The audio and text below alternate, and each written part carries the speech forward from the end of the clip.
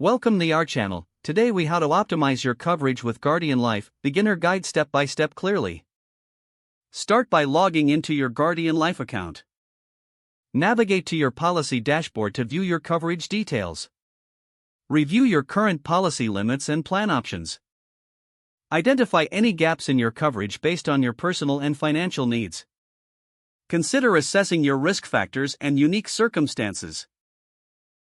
Use the coverage calculator available on the Guardian Life website for personalized recommendations. Explore additional riders or benefits that can enhance your existing policy. Reach out to a Guardian Life representative for more in-depth guidance. Evaluate your health needs and any changes that may affect your coverage. Adjust your coverage limits if necessary to ensure they align with your life situation. Keep track of any upcoming life events that may require a re-evaluation of your insurance needs. Set reminders to review your policy annually to ensure continued optimization. Make sure to document any changes or updates made to your policy for future reference.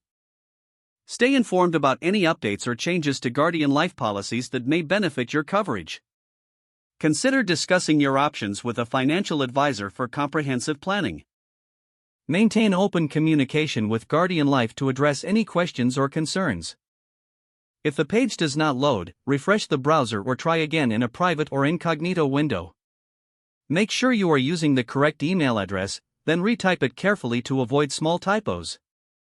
If your password is not accepted, use the reset option and create a new strong password you can remember. Check your spam folder for verification or security emails, then complete any requested confirmation steps.